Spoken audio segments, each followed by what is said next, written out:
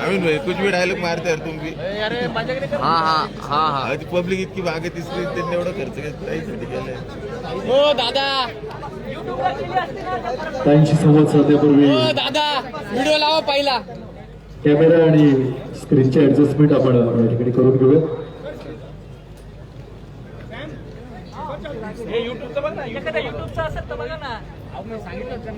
सहकार्याने विनंती, थोडस आपण लवकर करायचंय.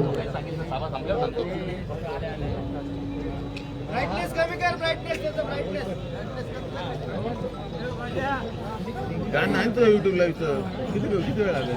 व्हिडिओ चालू करा ना तो पहिला पहिला. महागाई असेल, बेरोजगारी असेल, महिला सुरक्षा, शेतकऱ्यांच्या विरोधातली धोरणं असेल, या सगळ्या विषयांच्या आयुष्याकडे हो थांबा.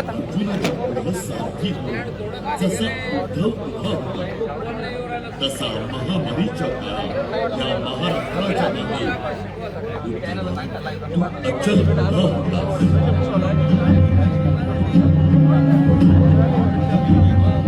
विरोधाला विरोध म्हणून विरोधी पक्ष जनतेला फक्त पोकळ आश्वासन देत होता.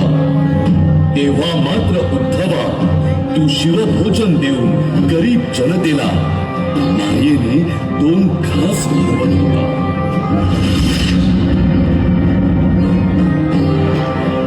महामारीच्या काळात जनादेश सांभाळायचा होता.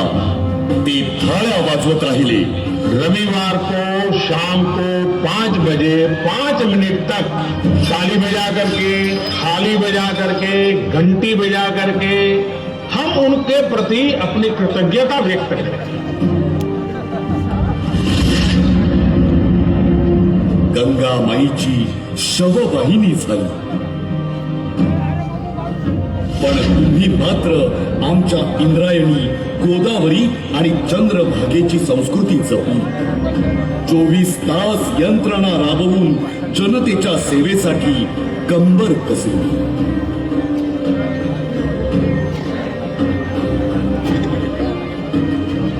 दिल्लीचेही तख्त राखतो महाराष्ट्र माझा, असं छत्रपतींच्या राज्यात मराठी माणूस अगदी छाती ठोकून म्हणाला. पण आज त्याच काही दिल्लीतल्या लोकांना भुलून काहींनी आपल्याच माणसांशी गद्दारी केली. या महाराष्ट्राने अनेक राजकारणी, नेते पाहिले आणि झेलले. पण संयम, सुसंस्कृत, नैतिकतेचे गुण उद्धवा तुझ्यातच आम्हाला दिसले. प्रक्षोभक भाषण, आक्रमक पक्ष काढून काही लोक बाळासाहेबांची फक्त नक्कल करतात. पण बाळासाहेबांचे, प्रबोधनकारांचे विचार मांडून उद्धवा तू पक्षाचं कुटुंब करू पाहत होतास. काही चलाक राजकारणी सत्ता मिळावी म्हणून रात्रभर कुटील डाव मांडत होते.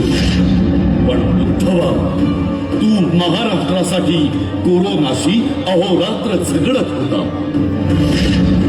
लोकप्रिय मुख्यमंत्र्यांच्या यादीत मुख्यमंत्री ठाकरे टॉप 5 मध्ये. खुर्ची हवी म्हणून रातोरात शपथविधी झालेले आम्ही पाहिले. पण कार्यकाळ संपला म्हणून उद्धव साहेब तुम्ही शांतपणे कसे काय पाय उतार झाले. उद्धवा, कोरोना काळात तू राबवलेला धारावी पॅटर्न अख्ख्या जगाला आदर्श ठरला. पण असा आदर्श मुख्यमंत्री आम्हाला 2.5 वर्ष लाभला. आणि मराठी माणूस पहिल्यांदा आज एक मराठी माणूस म्हणून, बाळासाहेबांचा सच्चा शिवसैनिक म्हणून मला, तमाम मराठी जनतेला, या सह्याद्रीला, माता भगिनींना तुमचा अभिमान आहे की हो, महाराष्ट्रात असा एक मुख्यमंत्री, असा एक नेता, असा आमचा कुटुंब प्रमुख आहे जो सुसंस्कृत, नैतिक, जबाबदार, विनम्र माणूस आहे. तो म्हणजे आमचा उद्धव, आमचे साहेब आणि आमचे भावी मुख्यमंत्री मी उद्धव बाळासाहेब ठाकरे आहे. ईश्वर साक्ष शपथ घेतो की कायदा भारतीय संविधानाबद्दल मी खरी श्रद्धा व निष्ठा बाळगेन.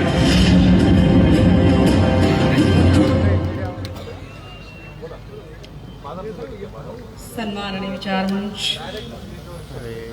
विचार मंचाच्या समोरील आपण सर्व सन्माननीय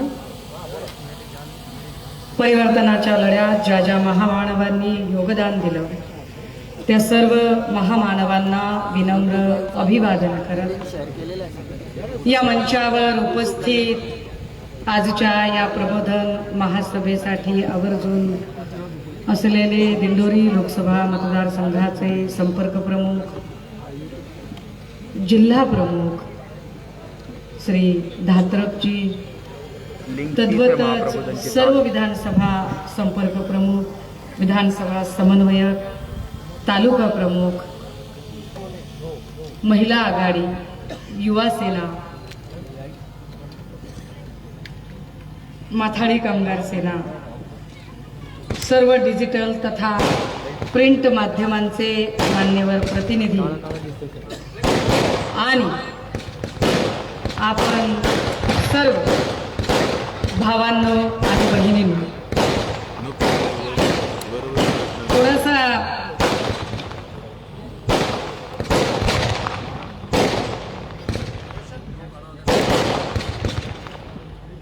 मगाशी मी येत असताना काही लोक तिकडे गाडीच्या जवळ होते आणि मग 2-3 टीव्हीला बातमी झळकली, तापा बिपा अडवला केला असं काहीतरी बातमी झळकली.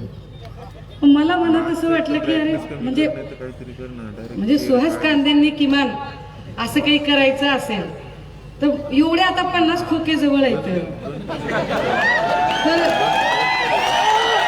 म्हणजे काय आहे 200 रुपयानं माणसं जमवली की ती जास्त पुढे येत नाही.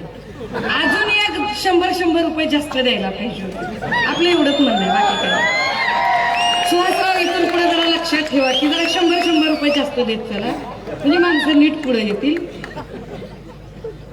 मला काहीच बोलायचं नव्हतं बरं का, या विषयावर अजिबात बोलायची इच्छा नव्हती. आणि सुहास कांदे सारख्या असल्या काही माणसांवर आम्हाला अजिबात बोलायला आवडत नाही आवडत. आपण लय काहीतरी वेगळा डोक्यात विचार ठेवून आलो होतो, पण मला माहितीच नाही की ते एवढं घाबरलेलं आहे म्हणून. मी एन्जॉय केलं मगापासून. सुहासराव ये डर मुझे अच्छा लगा, मी एन्जॉय केलं. आता अडचण काय झाली आहे माहितीये का, माध्यमांनी एक बातमी केली की गाडीचा तापा अडवण्याचा प्रयत्न वगैरे. त्याच्यात आता आमच्या गणेश धात्रक दादांमुळे त्यांना एक मदत झाली. काय मदत झाली की सभा सुरळीत चालू आहे हे माध्यमांपर्यंत पोहोचण्यासाठी जी लाईव्ह लिंक पोहोचायला पाहिजे ती लाईव्ह लिंकच पोहोचू शकली नाही. कारण माध्यमांच्या प्रतिनिधींनी लाईव्ह लिंक करावी अशी काही व्यवस्था इथे झाली नाही. ती माध्यमांकडून झाली नाही की अजून काही कारणामुळे झाली नाही, पण काहीतरी अडचण आली नक्की.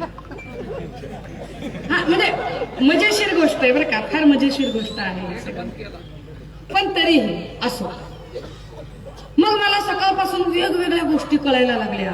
ताई ते असं आहे, ताई ते तसं आहे, मग ताई ते लयच दहशत करते, ताई ते लयच दादागिरी करते, ताई लयच ते गुंडागर्दी करते, ताई ते लयच काहीतरी माणसं बिनसं जमवते, असलं काहीतरी करते. काय असते माहितीये का, मग ती अशी काही कळप आला ना, एक 10-20 बायकांचा कळप आला, इकडून 10-15 पोरांचा कळप आला. आता ह्याला कोण सांगायचं, कळप लांडग्यांचे असतात, वाघीण एकटीच येते.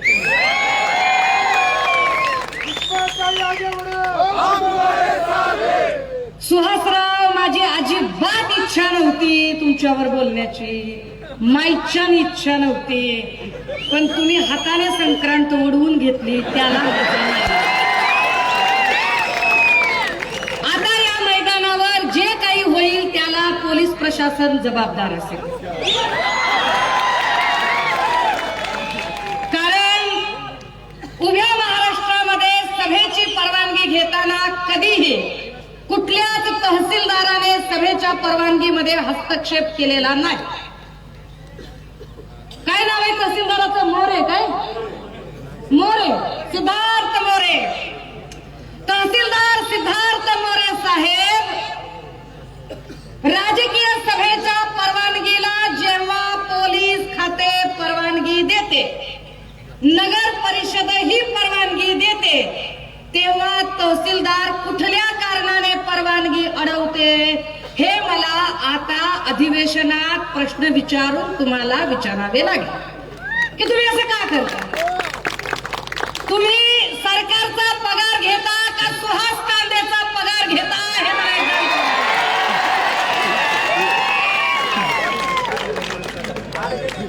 काय सांगितलंय?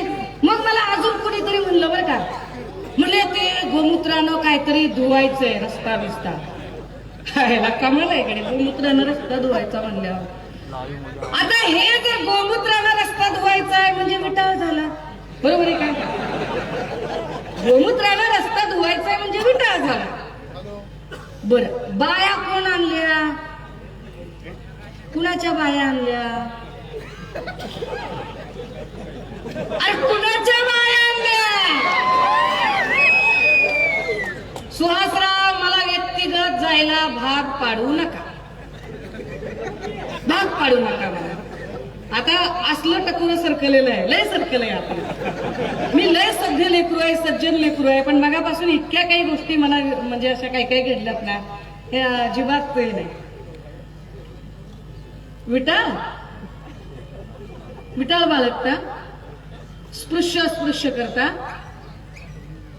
पण एवढी स्पृश्य अस्पृश्यता करताना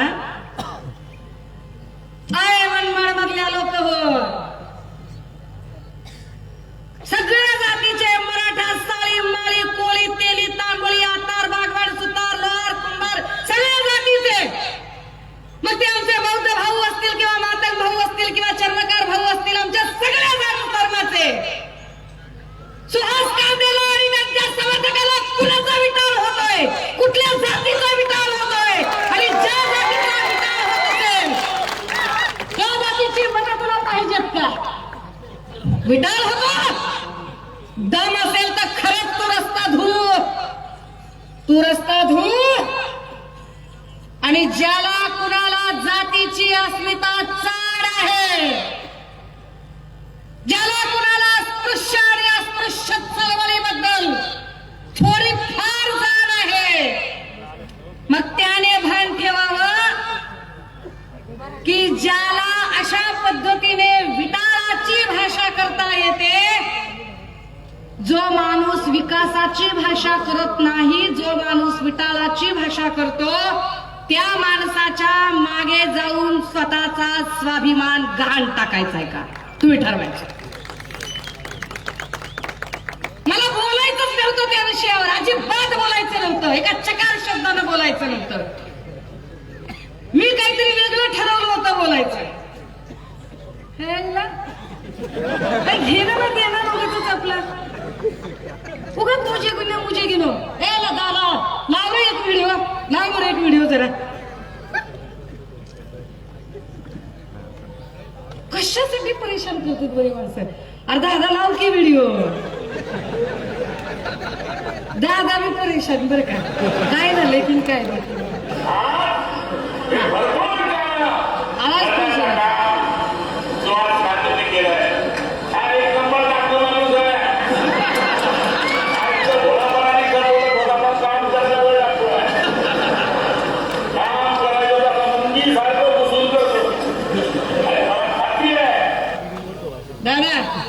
सुहास कांदे बद्दलचं मत गुलाब पाटील सांगतायत की हा एक नंबरचा डाकू आहे. डबल लावायचं, डबल विटाळ करायचंय ना.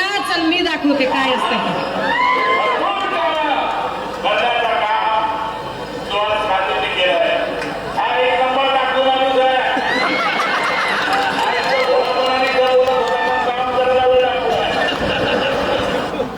हा एक नंबर डाकू माणूस आहे असं मी म्हणलेलं नाही.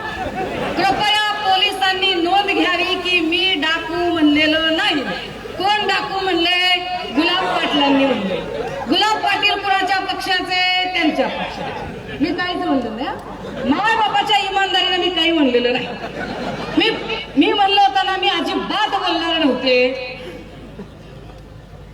कळप आणता. वाघीण काय असते ती मी आता सांगते तुम्हाला. आता डाकू का म्हणलं असेल त्याचं कारण मी पब्लिक डोमेन मधले व्हिडिओ दाखवते. मी स्वतः एकही व्हिडिओ तयार केला नाही. जर सुहास कांदेला एखादी केस करायची असेल आणि पोलिसांना करायची असेल तर पब्लिक डोमेन मध्ये ज्यांनी कोणी व्हिडिओ तयार केले तुम्ही त्यांना बघू शकता. हे लावलं त्याला व्हिडिओ सादर केली होती आणि त्यानुसार त्यांच्यावर असलेले गुन्हे सुरुवातीला पाहू. शपथपत्रातील माहितीनुसार सुहास कांदेंवर एकूण 7 गुन्हे आहेत. 2009 ला आत्महत्येचा प्रयत्न केल्याप्रकरणी भारतीय दंडविधान कलम 309 आणि 511 नुसार गुन्हा दाखल झाला. 2012 ला अंबड पोच कर आज जाऊ द्या. सुहास कांदे आत्महत्येचा विचार भेकड माणसं करतात. जो जिगर वाले होते हैं वो सामने चलते हैं. गुन्हा कशाचा आहे? आत्महत्येचा प्रयत्न केला म्हणून. कुणावर आहे? सुहास कांदेवर. अडवायची भाषा करतो, भाडोत्री माणसं आणून. कारण तुझ्यात जिगर नाही, तू तर बाबा इकडे आत्महत्या करायला निघाला. तू भाडोत्री माणसं आणतो.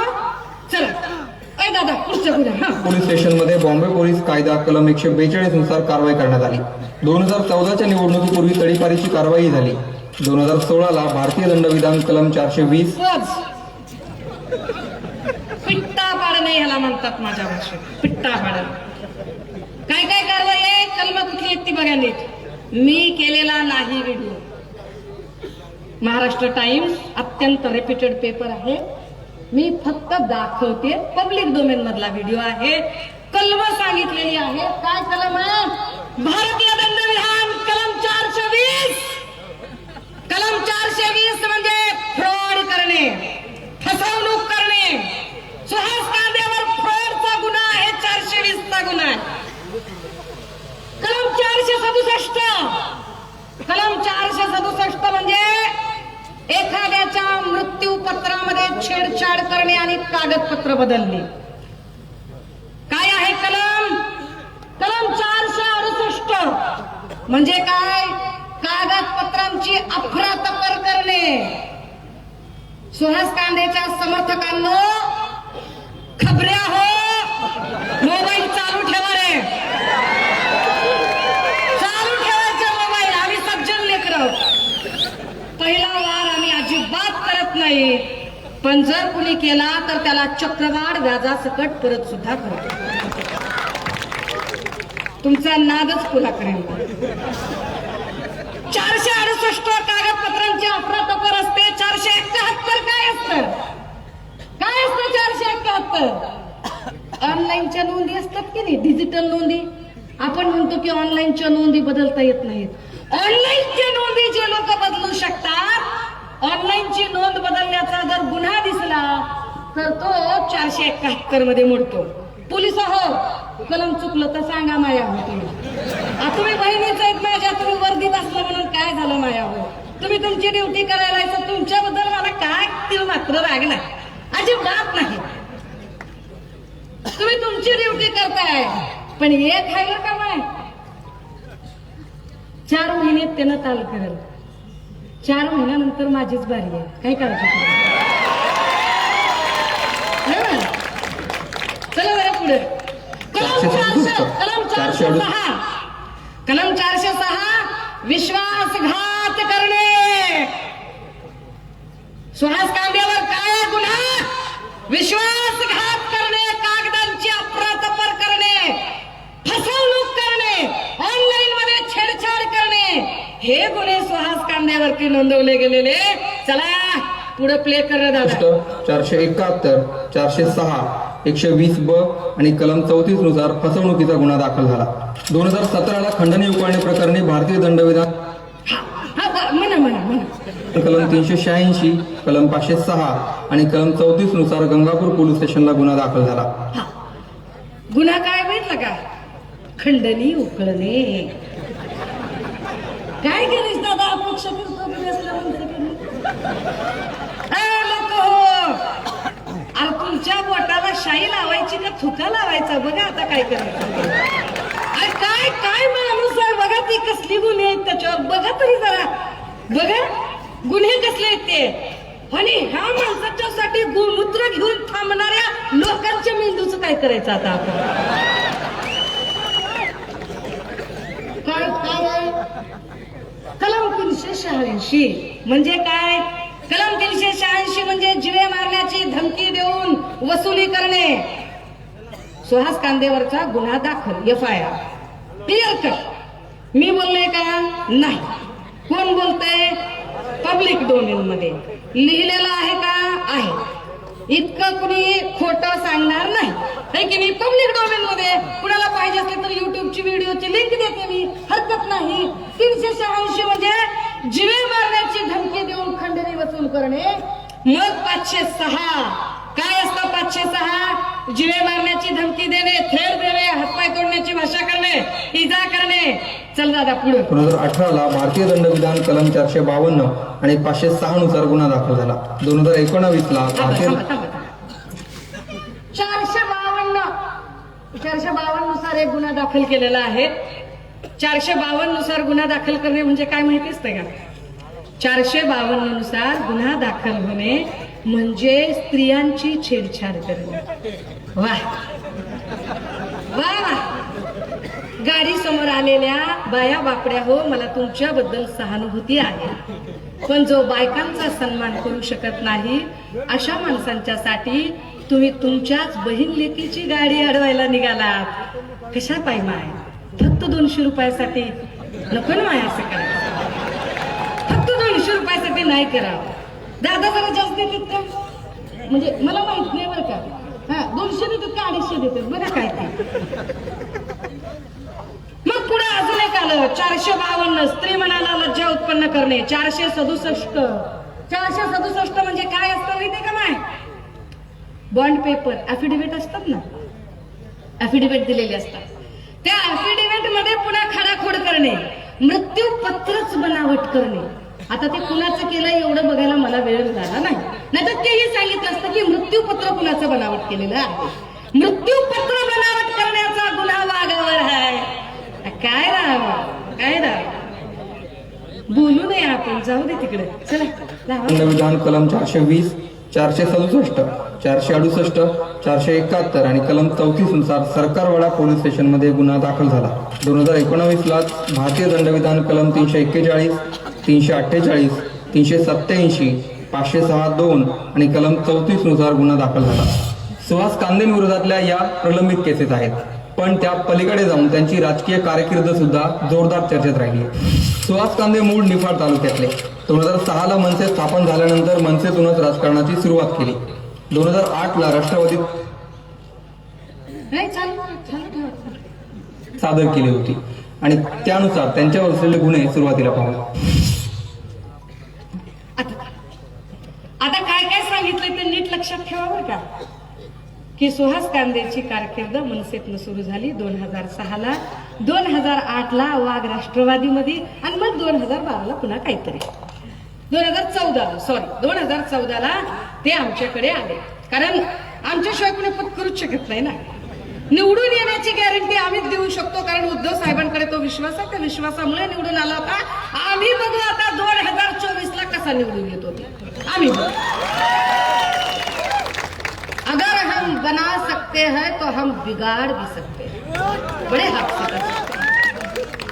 आता विचार करा की हे सगळे गुन्हे दाखल असलेला माणूस इकडे रुबाबात काहीतरी गोष्टी सांगत राहतो. म्हणजे किती गुन्हेगारी प्रवृत्ती आहे. किती गुन्हेगारी पार्श्वभूमी आहे. माया हो ही महाप्रबोधन यात्रा आहे. दादा हो ही महाप्रबोधन यात्रा आहे. फुले शाहू आंबेडकर छत्रपती शिवराय मा जिजाऊ मा सावित्री मा रमाईचा वारसा आणि बसा घेऊन आणि प्रबोधनकार ठाकरेंचा विचार सोबतीला जोडून वंदनीय बाळासाहेबांनी लावलेला शिवसेनेचा हा वटवृक्ष जगला पाहिजे, वाढला पाहिजे. मला माहित नाही की माझी शिवसेनेला किती गरज आहे ते, पण मला हे पक्क माहिती आहे की या महाराष्ट्राला मात्र शिवसेनेची प्रचंड गरज आहे. आणि म्हणून त्याच शिवसेनेसाठी शिवसेना का गरजेची आहे ते महाप्रबोधन तुमच्यापर्यंत पोहोचवण्यासाठी म्हणून ही यात्रा निघाली. आणि या महाप्रबोधन यात्रेतनं आम्ही जे जे लोक तिकडे गेले त्या प्रत्येकाची फितरत सांगायला सुरुवात केली. जसंही यांचं पितळ उघडे पडायला लागलं तस तसे ते अस्वस्थ व्हायला लागले आणि मग त्यांनी काही नाटकं सुरू केली. तहसीलदाराचा संबंधच येत नाही सभेची परवानगी नाकारण्याचा, काही संबंध नाही. कायदे सुव्यवस्था सांभाळण्याचं काम निव्वळ पोलीस खात्याचं आहे. तहसीलदाराचा जो संबंध येतो तो रिव्हेन्यूचा संबंध येतो. जर महसूलशी संबंधित गोष्टी तहसीलदार करतात तर का आणि कशासाठी तहसीलदाराने परवानगी नाकारली? तहसीलदाराला अधिकार कोणी दिले? आणि जर तहसीलदाराला जर पोलीस सभा रद्द करण्याचे अधिकार असतील तर मग पोलीस खात्याला काय महसूल वसूल करण्याचे अधिकार आहेत का?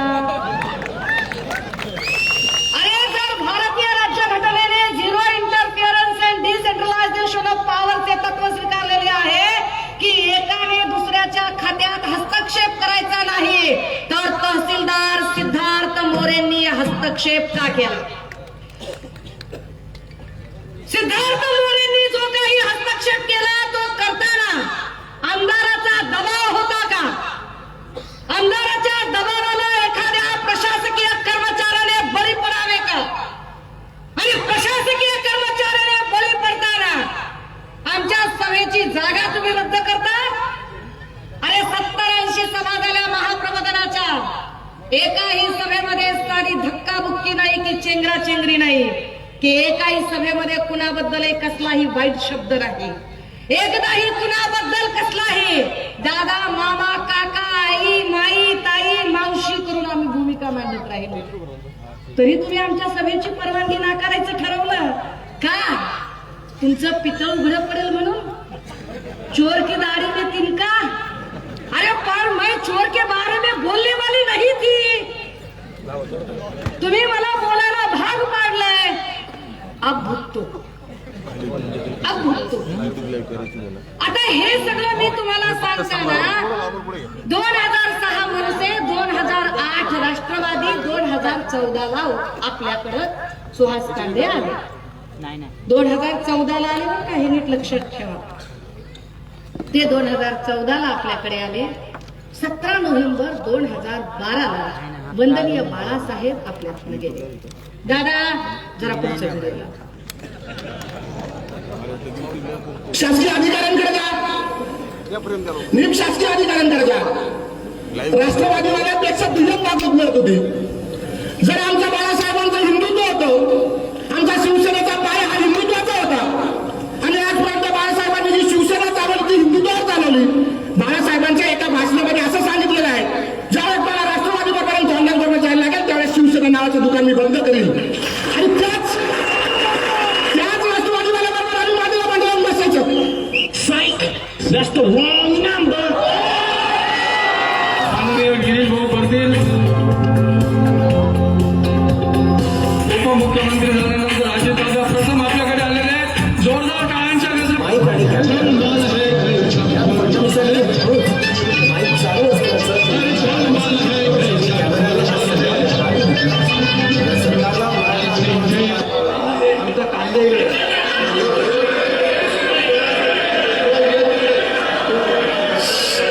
सुहास कांदेला आपण सांभाळूया, त्याला टेन्शन घेऊ देऊया नको.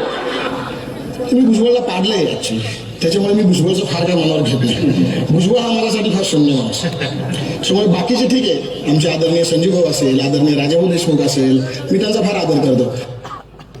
आता काय काय म्हणले ते तुम्ही ऐकले. सुहास कांदेचं असं म्हणणं पडलं की आम्ही राष्ट्रवादीच्या मांडीला मांडी लावून बसू शकत नाही. आता कुणाच्या मांडीला मांडी लावून बसलाय? कुणाच्या मांडीला मांडीला? बरं काय सांगतोय काय? सुहास कांदे असं सांगतात की अरे बाळासाहेबांचं हिंदुत्व काय होतं, बाळासाहेब काय म्हणाले होते. कोण सांगताय? सुहास कांदे. सुहास कांदे कुठं? राष्ट्रवादीमध्ये. कितीपर्यंत? 2014 पर्यंत. बाळासाहेब आपल्यातनं कधी गेले? 2012ला. मग ह्याला हिंदुत्व कधी शिकवलं त्यांनी?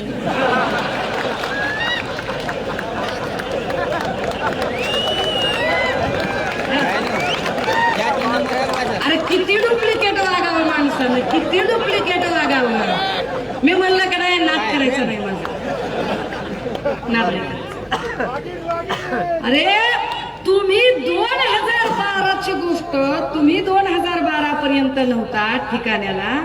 2012 पर्यंत तुमची जी अवस्था होती, तुम्ही होतात कुठं? तुम्ही राष्ट्रवादीतच होतात आणि राष्ट्रवादी सोबत तुम्ही राहू शकत नाही. अरे बाबा, पण राष्ट्रवादीचे मग त्यावेळेला हिंदुत्वाचं काय झालं? बरं, मग तुम्ही जर राष्ट्रवादीत आधी मनसेत होतात, मग मनसे तो हिंदुत्ववादी होती, मनसेने तर राष्ट्रवादी सोबत युती केली नव्हती आणि राष्ट्रवादी तर हिंदुत्ववादी नाहीये. मग तुम्ही मनसेतनं राष्ट्रवादीकडे का गेला होता? कशासाठी गेला होता? थोडक्यात काय, सुहास कांदे या व्यक्तीचं वर्णन, जिकडं हवा तिकडं थवा, जिकडं हवा तिकडं थवा. मनसेतनं काही मिळत नाही म्हटलं की राष्ट्रवादीकडे, राष्ट्रवादीतनं आता काही मिळत नाही म्हटलं की शिवसेनेकडे, आणि शिवसेनेतनं घेऊन शिवसेनेच्या जीवावर मोठं होऊन, शिवसेनेच्या जीवावर आमदार होऊन, कारण जी मतं दिली ती सुहास कांदेला लोकांनी दिली नाही. सुहास कांदेला लोकांनी मतं द्यायची असती तर ती राष्ट्रवादीत दिली असती, ती मनसेत दिली असती. मतं सुहास कांदेला मिळाली नाही, मतं शिवसेना उद्धव बाळासाहेब ठाकरे पक्षाला मिळाली होती. मतं शिवसेना उद्धव बाळासाहेब ठाकरे पक्षाची होती, मतं उद्धव साहेबांमुळे मिळालेली होती. उद्धव साहेबांचे कष्ट, संस्कार, विचारधारा, उद्धव साहेबांनी केलेलं काम, या सगळ्यांमुळे मिळालेली मतं, या मतावर तुम्ही निवडून येता आणि तुम्ही शेंड्यावरचं शहाणपण आम्हाला शिकवता आणि सांगता की तुम्ही हिंदुत्वासाठी गेलाय का, तर राष्ट्रवादीच्या मांडीला मांडी लावून बसत नाही. मग आता अजितदादा कोण आहे? अजितदादा काय आता झेकोस्लाविया का युगोस्लावियावरून आले? तर कुठून आले तर अजितदादा? अरे राष्ट्रवादीचे नेते आहेत ना ते. मग आता का बोलत नाही? मी भुजबळांना शून्य समजतो, काय करणार? अरे दादा, तुझा पालकमंत्री कोण आहे आता? म्हणजे लायकी दाखवली की नाही त्यांनी? तुम्ही राष्ट्रवादीच्या मांडीला मांडी लावून बसू शकत नाही असं म्हणाला. अरे राष्ट्रवादीला तुम्हाला पायाजवळ बसवलं, पायाजवळ. तुम्ही सांगता, तुम्ही भाषा करता. मला सुहास कांदे बद्दल चकार शब्द बोलण्यात इंटरेस्ट नाही, चकार शब्द अजिबात बोलायचं नव्हतं. आपण ठरवलं होतं नाही बोलायचं विषय, आपल्याला काही वेगळे मुद्दे मांडायचे. परंतु तुम्ही विटाळ हे मनमाड आहे. सुहास कांदे, मी आभाळातनं नाही पडले. या मनमाड मध्ये मी 4थ्या ते 5व्या वेळेला येते. मगाशी बघितलं ना, इथल्या लहान लहान लेकरांची नावं मी ठेवली आहेत, त्यांचं बारसं मी घातलंय, बारसं जेवली मी त्यांचं. त्यामुळे आणि विशेष मी त्या मनमाडमध्ये बोलते ज्या मनमाडमध्ये माझ्या बापानं कायदा लिहिला, त्या बापाची इथं सभा झाली होती. त्या मनमाडमध्ये त्या बापाच्या अस्मितेची चार असेल. काल कुणीतरी पत्र लिहिल्याचं सांगितलं मला. कुणी पत्र लिहिलं रे? कोण होती पत्र लिहिणारी? काय मला काही गळच कळलं नाही. म्हणजे इकडं 200 मग तिकडे 700 रुपये होते का? किती म्हणजे मला माहित नाही बरं का. म्हणजे चपटीचा भाव काय ती मला माहिती. किती आहे भाव दादा? किती आहे? ह्याला किती माहिती आहे? नाही सांगते. लय अवघड आहे, लय अवघड. आज आपण हाऊसफुल शो करू, काय टेन्शन नाही. दादा हो, इलेक्शन कमिशनला तुम्ही माहिती देता. कशी माहिती भरता तुम्ही इलेक्शन कमिशन मध्ये? इलेक्शन कमिशनला जे काही अफिडेव्हिट सादर करायचं असतं ते अफिडेव्हिट फार खरं सादर केलं गेलं पाहिजे. ते अफिडेव्हिट सादर करताना तुम्ही अत्यंत खरी माहिती भरली पाहिजे. माझ्याकडे इलेक्शन अफिडेव्हिट आहे सुहास कांदे यांचे. मी कागदपत्रांच्या शिवाय बोलत नाही. मी अजिबात कागदपत्र हातात घेतल्याशिवाय कुठलीही भूमिका मांडायला जात नाही. आता या सगळ्यांच्या मध्ये जी काही भूमिका मांडली गेली, जी माहिती दिली गेली इलेक्शन कमिशनला, त्या माहितीमध्ये असं सांगितलं गेलं, मला वाटतं हे काहीतरी 2000 किती सालाचं आहे, माझ्याकडनं जरा क्रम खालीवरी झाला, माफ करा.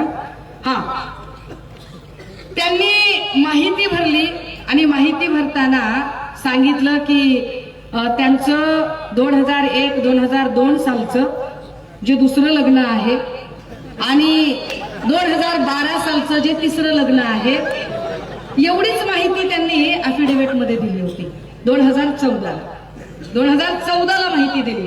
पहिल्या लग्नाची माहिती अफिडेव्हिट मध्ये भरली नाही, पण पहिल्या लग्नाची त्यांची जी माहिती आहे, माझ्याकडे लग्नपत्रिका आहे, ज्या लग्नपत्रिकेमध्ये चिरंजीव सुहास श्री द्वारकानाथ अर्जुनराव कांदे राहणार तामसवाडी यांचे द्वितीय चिरंजीव सौका पूजा कंसात वंदना श्री रामकृष्ण नागरे मनमाड यांची द्वितीय कन्या मिती शुक्ल 7 शके 1920 गुरुवार दिनांक 21/3/2000 रोजी 12:46 शुभ मुहूर्तावर यांचा विवाह. ही 2000 सालचं पहिलं लग्न. या लग्नाचा डिवोर्स 2016 साली झाला. माझ्याकडे त्याचं डिवोर्सचा कागद आहे. हा 2016 साली डिवोर्स झालाय. अफिडेव्हिट मध्ये 2014च्या अफिडेव्हिट मध्ये 16 साली जर हा डिवोर्स कागद आहे तर 14 साली माहिती यायला पाहिजे होती, पण 14 साली ही माहिती आली नाही. 14 सालच्या माहितीमध्ये मात्र दुसऱ्या आणि तिसऱ्या लग्नाची माहिती आहे, पहिल्या लग्नाची माहितीच नाही. असो, मला त्याच्यात जायचं नाही, कारण मी अजिबात कोणाच्या व्यक्तिगत, मी फक्त हे इलेक्शन कमिशनला दिलेले अफिडेव्हिट या संबंधाने आपण फक्त बोलतोय. अजून एक कागद आहे आपल्याकडे राजे हो, नाशिक जिल्हा मध्यवर्ती बँक. काय आहे नाशिक जिल्हा मध्यवर्ती बँक? नाशिक जिल्हा मध्यवर्ती बँकेचे हे कागद आहेत. या बँकेचे आदिवासी लोकांचे काही लाभधारक आहेत, ज्यांना आदिवासी कायदा कळतो. आयबीचे लोक असतील, इंटेलचे लोक असतील, माझ्याकडून चुकत असेल तर मला करेक्ट करा. आयबीच्या आणि इंटेलच्या लोकांनी कृपया याची दखल घ्यावी, कारण आदिवासी क्षेत्रासाठी आणि आदिवासी लोकांच्या जमिनीसाठी विशेष कायदे केले जातात. या कायद्यानुसार त्यांच्या ज्या जमिनी असतात त्यांचे खरेदी विक्रीचे तर व्यवहार सहजासहजी होत नाहीतच नाही, पण त्या गहाण टाकता येत नाहीत. परंतु नाशिक जिल्हा मध्यवर्ती बँकेने आदिवासी लोकांचे हे काही कागद आणि उतारे आहेत की ज्याच्यामध्ये प्रत्येकाच्या नावावर 20 लाख रुपयाचा बोजा दाखवलाय. आदिवासींना माहिती आहे का नाही ते पण माहित नाही. हे कसं झालंय, काय झालंय, ह्याच्यावर ईडी काहीच बोलणार नाही बरं का. ईडीला दिसतच नाही त्यांना. त्यांना काय दिसतंय माहितीये का? त्यांना आदवाई हिरे दिसतात. कोण आदवाई हिरे? 1930 साली भारतीय स्वातंत्र्यही जेव्हा मिळालं नव्हतं त्याच्या आधीपासून ज्यांनी इथं शिक्षणाची गंगा चालू केली, इथे शाळा उभ्या केल्या, त्या आदवाई हिरेंची फॅमिली दिसते का? कारण आदवाई हिरे शिवसेनेच्या सोबत आहे. जो जो उद्धव साहेबांच्या सोबत असतो तो ईडीला दिसतो. बाकी लोकांच्या बाबत ईडीला रातांदळ होते, त्यांना काही दिसत नाही. लय विशेष आहे गोष्ट, लयच विशेष आहे. आदिवासी लोकांच्या नावावर 20 लाखाचा हा कर्जाचा बोजा कसा आला? नाशिक डीसीसी बँकेने हे 20 लाखाचं कर्ज कसं दिलं ह्याच्यावरती काय ते एकदा कुणीतरी बोललं पाहिजे. बोलण्याची गरज आहे. म्हणजे मी तर बोलेन. आता ह्याच्यामध्ये पुन्हा अजून 2014चा इलेक्शन फॉर्म चुकीची माहिती. मी आता गिरणा ग्रामपंचायतीतला जो काही गैरव्यवहार आहे, अर्थात त्याची कागद आहेत माझ्याकडे, पण मी त्याच्यावर काही फार जात नाही. मी त्या गिरणा ग्रामपंचायतीतल्या जे गैरव्यवहार आहेत, जे त्यांच्या सहीने येते, त्याच्यावर मी आता तितक्या खोलात जात नाही. असलं बारीक काढलं तर लय मटेरियल निघेल, त्यात काही जात नाही. हा, पण त्याच निमित्ताने अजून एक गोष्ट झाली होती. खूप आधी एक सोनवणे नावाच्या एका अधिकाऱ्याचं जळीत कांड झालं होतं. त्या जळीत कांडामध्ये अजून एक माणूस होता, मला वाटतंय त्याचं नाव पोपट शिंदे. या पोपट शिंदे प्रकरणामध्ये जे अजूनही लोक होते ज्या केसमध्ये, मला वाटतंय त्यांचं पोरग काहीतरी कुणाल शिंदे वगैरे. काय म्हणजे काय पद्धतीची दहशत करता, त्या दहशतीमध्ये काय वागता, आणि तुम्हाला वाटतं की लोकांना कळत नाही, लोकांना समजत नाही, लोक त्याच्यावर बोलूच शकणार नाही. दादा हो, एवढी गुन्हेगारी पार्श्वभूमी घेऊन वावरणे, अधिकाऱ्यांवर दबाव टाकणे, खोट्या केसेस दाखल करणे, जो कुणी विरोधात बोलेल त्या प्रत्येकाला मग वेगवेगळ्या केसेस मध्ये अडकवणे, हे रोज काही ना काही चालू राहतं. याच्यामध्ये त्यांच्यावरच्या कुठल्या गुन्ह्यांची चौकशी झाली नाही झाली ह्याच्यावर काय बोललंच जात नाही, ह्याच्यावर काही चर्चाच होत नाही. माझ्याकडे 2014, 2019 असे अनेक अफिडेव्हिट आहेत. रकमा कशा कशा दिल्या त्या बोजावरती त्याचे सगळे तपशील आहेत. अजून काही तपशील पाहिजे असतील तर काही लोकांनी त्यांच्याबद्दलची काही माहिती जी पोलीस खात्याकडे माहिती मागवलेली आहे, SP ऑफिसकडे काही अर्ज केलेले आहेत. SP ऑफिसकडे अर्ज करताना खूप काही गोष्टी आहेत, एवढ्या बारीक सारीक मी वाचू नयेत सुहासराव, मी वाचू नये. सूत समेत चक्रवाढ व्याजासकट असो. तर असा सगळा माणूस, जो माणूस एक एक गोष्ट म्हणजे कुठलीच गोष्ट खरी बोलत नाही, मध्ये काहीतरी त्या पठ्ठ्याने सांगितलं की जर असं झालं नाही तर मी राजीनामा देईन. हे राजीनामा देईनचं नाटक तर नेहमीच असतं. मध्ये राजीनामा कशासाठी देईन म्हणे. आता तो व्हिडिओ माझ्याकडे कदाचित रेडी आहे का नाही, की पुढचा व्हिडिओ एखादा रेडी आहे का बघा. दुष्काळ जर जाहीर झाला नाही तर मी राजीनामा देईन वगैरे नाहीये. अच्छा, जर दुष्काळ जाहीर झाला नाही तर मी राजीनामा देईन, पण दुष्काळ जाहीर करणं आणि त्याच्या संबंधाने काही भूमिका घेणं हे मुख्यमंत्र्यांच्या हातात नसतं, ते कृषी मंत्र्यांच्या हातात असतं. काय अभ्यास आहे वागायचा, काय अभ्यास आहे. आणि मुख्यमंत्री मोठा का कृषी मंत्री मोठा, म्हणजे ते मुख्यमंत्र्यांच्या हातात नसतं, ते कृषी मंत्र्यांच्या हातात असतं. मी कृषी मंत्र्यांशी बोलणार आहे आणि जर नाही झालं तर मी राजीनामा देईन माझ्या पदाचा. का दिला नाही अजून, का दिला नाही, कुणी अडवलंय, देऊन टाकायचं होतं. कारण मनमाडमध्ये जे नुकसान झालं, अवकाळी पावसाने जे नुकसान झालं, गारपिटीने जे नुकसान झालं, या नुकसानीला कोण जबाबदार, याची भरती कोण करून देणार. आता कांद्याचं पीक अख्खं वाया गेलेलं आहे. जो काही अवकाळी पाऊस झाला त्यामुळे कांद्याची पात पूर्णतः मोडून पडली. आता मोडून पडलेल्या कांद्याच्या पातीला जर वरून पाणी पडलं तर डायरेक्ट पाणी कांद्यात जाईल आणि कांदा जमिनीतल्या जमिनीत सडून जाईल. त्या पुन्हा यांचं म्हणजे आपल्याकडून जेव्हा कांदा जास्त होतो तर त्यावेळेला यांचं निर्यात बंदीचं धोरण येतं. आपल्याकडे कांदा जर असेल विकण्यासाठी तर हे जाणीवपूर्वक आयातीचं धोरण स्वीकारतात किंवा त्याचे भाव पाडतात आणि यावर कुणीही बोलत नाही. मार्केट कमिटीमध्ये निवडून आलेल्या लोकांना मग दाबदडप केली जाते. मार्केट कमिटीमध्ये निवडून आलेल्या लोकांना मग घाबरवलं जातं. दादा मला हात दाखवा पब्लिकला, दाखवा दाखवा, मलाच काय दाखवताय, दाखवच नाही. आता ह्या बिचाराची पोलीस कंप्लेंटच लिहून घेतली नाही. काय प्रॉब्लेम होता, पोलिसांकडे काय शाही संपली होती का, कम्प्युटर काम करत नव्हतं का, लेखनिक नव्हता, काही कळलंच नाही. आता लिहून घेतली का, किती दिवसांनी लिहून घेतली, 15 दिवसांनी. 15 दिवस लागले बरं का. एक कंप्लेंट लिहायला त्यांना 15 दिवस लागतात. पण शिंदे साहेबांची ती कसली तरी यात्रा होती आणि त्या यात्रेच्या रॅलीमध्ये ते काहीतरी त्या सुरवेचा आणि त्या कुणाचा तरी काहीतरी व्हिडिओ आला, तर त्या व्हिडिओवरची तक्रार मात्र 5 मिनिटात घेतली गेली. 5 मिनिटात. पण इथं माणसांचे हात तोडले जातात, पाय तोडले जातात, बोटं तोडली जातात, बोटं छाटली जातात आणि त्याच्या तक्रारीच लिहून घेतल्या जात नाहीत. हे एकट्या मनमाड मधले चित्र नाही, हे संबंध महाराष्ट्रातले चित्र आहे. राजीव सुहास कांदे नावाच्या माणसाला मी एकदाही व्यक्तिगत भेटले नाही. ना या माणसाच्या बांधाला माझा बांध आहे, ना याचं माझं धुरा बंधाऱ्याचं भांडण आहे.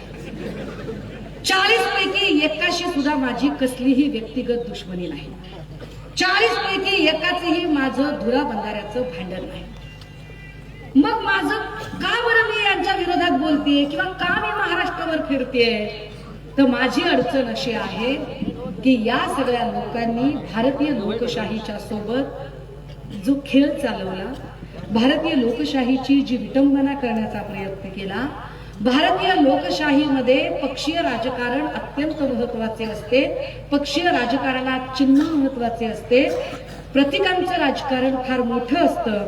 त्या प्रतीकांच्या राजकारणामध्ये एखादा पक्ष, त्याची विचारधारा, त्याचं चिन्ह, या सगळ्यांना समोर करत निवडून आलेले 40 लोक काही खोक्यांच्यासाठी, काही गोष्टींच्यासाठी डिस्पोज होतात, गायब होतात आणि नंतर सांगतात की आम्ही हिंदुत्वासाठी गेलो.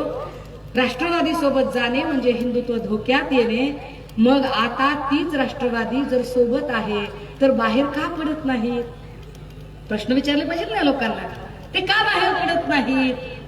आम्ही गेलो कारण आम्हाला लोकांचा विकास करायचा होता. काय विकास करायचा आहे बरं लोकांचा? काय मनमाडवाले हो तुमचा विकास झालाय?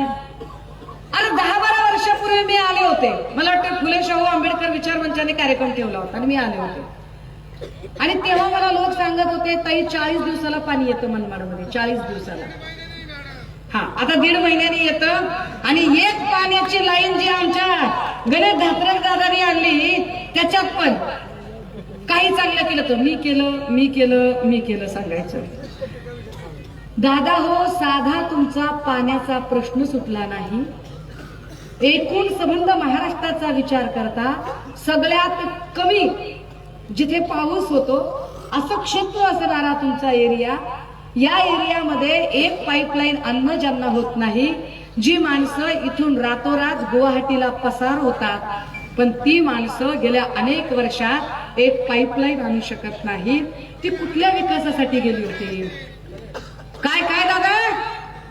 अरे बोल की, आता का खाली बसलाय? ते बाबासाहेबांचाही पुतळा आणणार नाहीत आणि ते छत्रपती शिवरायांचाही पुतळा आणणार नाहीत. मी सकाळी असे काही व्हिडिओज बघत होते तर अजून एक व्हिडिओ मला कांदेचा सापडला. त्याच्यात आशिया खंडात नाही असला पुतळा आम्ही उभा करणार. कुणाचा? छत्रपती शिवरायांचा. अरे दादा, नाशिक जिल्ह्यामध्ये भगूर हे जन्मस्थळ स्वातंत्र्यवीर सावरकरांचं आहे. सावरकरांबद्दल तुम्हाला प्रचंड प्रेमाचं भरता येतं. आधी सावरकरांचा पुतळा तर उभा करून बघा, ते जमतंय का बघा. राहिला प्रश्न छत्रपती शिवरायांचा, तर गद्दारांनी पुतळा उभा करूही नये. छत्रपती शिवरायांची स्वाभिमानी प्रतिमा ही इथल्या प्रत्येक निष्ठावंत मावळ्याच्या मनामनात आणि कणाकणात आहे. त्याच्यासाठी गद्दारांनी त्यांच्यावर बोलू नये आणि त्यांच्यावर काही त्यांनी भाष्यही करू नये. मग आता काहीतरी म्हणजे दर वेळेला मी राजीनामा देतो, मी अमुक करतो, दर वेळेला लोकांना इमोशनल करण्याची नाटकं करायची. आता काय नाटक? जर मराठा आरक्षणाचा प्रश्न सुटला नाही तर मी राजीनामा देईन. दे ना बाबा, का नाहीच दिला? का दिला नाही? म्हणजे माझ्यासारखी एखादी असते तर मी म्हणलं असतं ठीक आहे, आता मी या अधिवेशनात सहभागीच होणार नाही आणि राजीनामा तर देते, पण जोपर्यंत प्रश्न सुटत नाही तोपर्यंत मी निवडणूक सुद्धा लढणार नाही. जमलं? निव्वळ तुमच्या राजकीय कुरघोड्या करण्यासाठी तुमचं भुजबळ साहेबांचं तुमचं जे काही राजकारण आहे त्याच्यासाठी तुम्ही लोकांच्या भावनेशी खेळता, लोकांना वेड्यात करायचा प्रश्न करता. दादा हो, मी इथे आली ते तुमच्यासाठी. आणि का आली तर त्याचं कारण हे आहे, मला याची कल्पना आहे इथं आल्यामुळे काही मला फार मोठं मेडल मिळणार नाही. मला खूप जण म्हणाले ताई रिस्की आहे, ताई असं आहे, ताई तसं आहे, ताई खूप दहशत आहे. मी म्हणलं किती? नारायण राणेंपेक्षा कमी की जास्त? तर ते म्हणले नाही, राणेंपेक्षा कमीच आहे. मग म्हणलं मी राणेच्या पण एरियात जाऊन आले, काळजी करू. आणि ह्या सगळ्यांना ज्यांनी पळवलं त्या देवाभाऊच्या पण इलाक्यात मी जाऊन आले. क्योंकि अपना स्टाइल है, इलाका तुम्हारा, धमाका हमारा. अपना स्टाइल. आता जो काही इलाका आमचा, आता हे विचार करा की आमच्या पक्षावर, आमच्या चिन्हावर, आमच्या विचारधारेवर आणि आमच्या नेत्याचा चेहरा दाखवून तुम्ही निवडून आला होता. परंतु असे असतानाही तुम्हाला आता मोदींचे गोडवे गावेसे वाटतात, कारण तुम्हाला पक्क माहिती आहे की चोरलेल्या चिन्हावर तुम्ही निवडून येऊ शकणार नाही. चोरलेला धनुष्यबाण घेऊन लोकांच्या समोर गेला तर लोकांच्या लक्षात येईल की ही गद्दारी करून घेतलेला बाण आहे, चोरी करून घेतलेला बाण आहे, 50-50 खोक्यांना विकत घेतलेला बाण आहे. त्यामुळे लोक तुम्हाला दारात उभं करणार नाही. अशा सगळ्या परिस्थितीत त्यांना वाटतं की आता तुम्ही कसे जिंकाल. तर आमची काळजीच करू नका. सुहास कांद्याच्या खबऱ्यांनी मोबाईल चालू ठेवायचा, मोबाईल अजिबात बंद करायचा नाही. खबऱ्या हो, मोबाईल चालू ठेवा. आणि एक नीट लक्षात घ्या, जो उत्तम शेतकरी असतो त्याचं काम असतं पेरत राहणे. उत्तम शेतकरी पेरतो, कधी कधी भुरटे चोर येतात आणि खळ्यातली काही पोती चोरून येतात. अरे पण तुम्ही माल चोरून न्याल, पेरण्याची कला चोरू शकत नाही. आम्ही शिवसेना उद्धव बाळासाहेब ठाकरे हा पक्ष माणसं पेरणारा पक्ष आहे, नेते घडवणारा पक्ष आहे. तुमच्यासारख्या भुरट्यांनी पक्ष संपत नाही. आणि होय, सुहास कांदे, एका बाईला अडवण्यासाठी एवढी भाडोत्री माणसं जेव्हा तुम्ही आणता, त्यावेळेला एक कुणाला जर असं वाटत असेल की ही घाबरेल आणि पळून जाईल, तर तुम्ही विसरताय. मी कायम असं सांगते की मी एकटी होते ना, माझ्या पाठीमागे काही पक्ष नव्हता, संघटना नव्हती. याच नाशिकात मी एक सभा केली होती, कुणी नव्हतं माझ्यासोबत. आणि त्यावेळेला काही मनसेच्या लोकांनी मला चॅलेंज केलं होतं. तेव्हा त्यांना सांगितलं होतं की दादा, मी एकटीच आहे, काय स्वस्त महाग ते ठरवू. आणि तुमच्या पक्षाच्या एकुलत्या एक आमदाराच्या मतदारसंघात त्याच्या आमदार निधीतनं बांधलेल्या स्टेजवर मी सभा घ्यायला येते, दम असेल तर अडवून दाखव. आणि मी ती सभा घेऊन दाखवली. मी एकटी असताना एवढी ताकद करू शकत होते. आता तर माझ्यासोबत उद्धव बाळासाहेब ठाकरे, सांड्यापासून बांड्यापर्यंत आणि उभ्या भारतात अजून तरी माईचा लाल पैदा झाला नाही. मी हवा में बात नाही करती. मी जेव्हा अख्ख्या पुराव्यांसकट बोलते त्यावेळेला मी सांगते की कायदा माझ्या बाप्पानं लिहिलाय, तो कसा वापरायचा. आणि त्या कायद्यासोबत जर कुणी छेडछाड करत असेल आणि त्या कायद्याला जर कुणी धक्का लावायचा प्रयत्न करत असेल, तर तो कायदा आणि ते संविधान वाचवण्याची जबाबदारी एक अत्यंत कर्तव्यदक्ष लेख म्हणून माझ्यावर येते आणि मी ती पार पाडते. वंदनीय बाळासाहेबांचे निष्ठावंत शिवसैनिक म्हणून हा धागा असाच शोक म्हणून बांधला नाही, हा धागा एक जबाबदारी म्हणून बांधलेला आहे.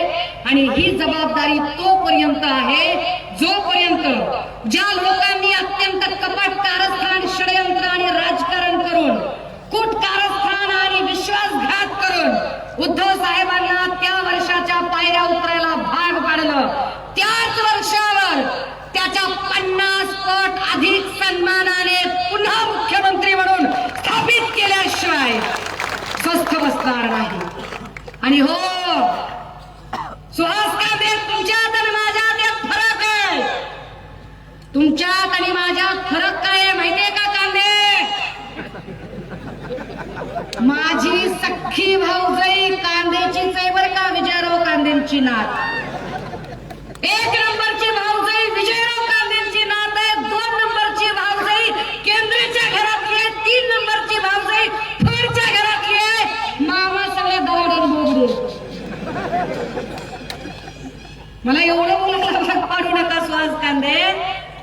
तुम्ही एक लक्षात ठेवा की मी इथं येऊन इतक्या ताकदीनं जर बोलू शकते, तर मी ताकदीनं तुम्हाला हेही सांगू शकते की 2024ला तुम्हाला गुलाल लागणार नाही, याची खात्री मी करते. काय पैसा खर्च करायचा आहे ते करा, काय पैसा पाण्यासारखा उधळायचा आहे ते उधळा, आणि काय भाडोत्री माणसं आणायची ती आणा. भाडोत्री माणसांनी ते काहीतरी होतं, ते मला आठवत नाहीये, ते काहीतरी एक लय भारी सनी देओलचा काहीतरी डायलॉग होता का, त्या भाकरे वाले कभी काटते नहीं है का, त्या असं आहे की नाही ते. त्याला मला आता त्यात जायचं नाहीये, परंतु ज्या पद्धतीचं गलिच्छ आणि घाणेरडं राजकारण तुम्ही करता, जर खरंच तुमची दहशत आणि तुमचा दबदबा, तुमचा दरारा असता, तर तुम्हाला गरज पडली नसती भाडोत्री 200 रुपयाच्या लोकांची. ज्या अर्थी तुम्ही 200 रुपयाची माणसं जमवता, त्या अर्थी तुमचा विश्वास नाहीये तुमच्या समर्थकांवर, तुम्ही लगेच सैरभैर होताय. आणि मला तुमचं हे घाबरणं फार मजेशीर वाटते. मला आनंद आणि मजा येते तुम्हाला असं घाबरलेलं बघताना. आणि मी हे नमूद केलं पाहिजे, सन्मान्य मुख्यमंत्री एकनाथ शिंदे साहेबांपर्यंत खबऱ्यांनी हे सुद्धा पोहोचवावे की महाराष्ट्रातल्या जेवढ्या मतदारसंघांमधून मी फिरले, अगदी गद्दारांच्याही, त्यातला सगळ्यात घाबरट आमदाराचा मतदारसंघ म्हणजे घाबरट सुहास कांदेचा मतदारसंघ. अत्यंत घाबरट. एवढा घाबरट माणूस माझ्या आयुष्यात बघितला नाही. त्यामुळे गणेश धात्रकजी पुढे व्हा, पुढे. कारण या देशाचा प्रॉब्लेम हा आहे,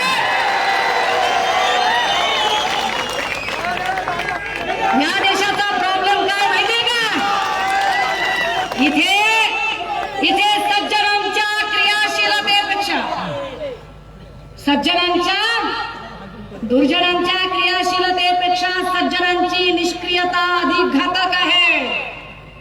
दुर्जन लोक क्रियाशील आहेत याची भीती नाही, सज्जन लोक निष्क्रिय आहेत ही जास्त भीती आहे.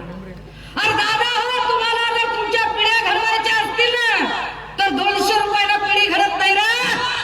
अरे पिढी घडवायची असेल ना तर पिढी घडवण्यासाठी शिक्षण लागते, पिढी घडवण्यासाठी शाळा लागते. येताना कॉलेजची 10-12 पोरं भेटली आणि ती म्हणतो ती ताई आमचं काहीच नाही, आमचं एवढंच म्हणणं आहे, आमच्याकडे मेडिकल कॉलेज नाही ताई, आमच्याकडे कॉलेज पाहिजे ताई, दवाखाना पाहिजे ताई, मेडिकल कॉलेज पाहिजे ताई, आमची गरज ही आहे. आणि ही गरज ही माणसं पूर्ण करू शकत नाही जी माणसं निवळ गुंड पाळून, जी माणसं निवडणुका लढण्याचा विचार करतात, ज्यांना लोकशक्ती आणि जनसंघटन उभं करता येत नाही, त्यांना गुंड पाळण्याची गरज पडते. परंतु त्यांना कदाचित माहित नाही. मला पुन्हा एकदा सांगावं लागेल, सुहासराव तुम्ही मनमाडचे आहेत बरं का, मनमाडचे. आणि मी कुठली आहे माहितीये का? मी ज्या इलाक्यातून येते त्याला मिनी बिहार म्हणतात, मी बीड मधून येते. त्यामुळे जरा विचार करा. काही लोकांना वाटतं अहो ती बाईच आहे, हो साधीच आहे, तिला काय कळते, बाईच आहे ती, तेवढे काय कळते.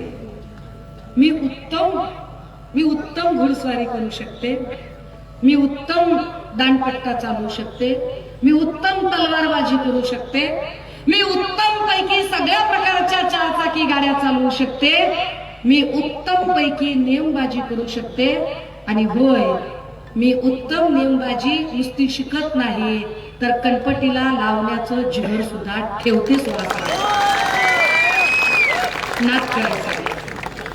त्यामुळे 200 मला त्या 200 रुपयाचा लई कलर आले की 200 रुपयाचा काय म्हणजे. आणि त्या बिचाऱ्यांना खरं आपल्या बहिणी येतो, पण त्यांनी असं नाही करायला पाहिजे. किंवा 2000 रुपये तरी घेतले पाहिजे की नाही. 200 रुपये म्हणजे लय कमी झाले हो, असं नाही करायचं. असं हे चुकीचं आहे. बरं आता 50 खोक्यात किती पैसे असतील बरं?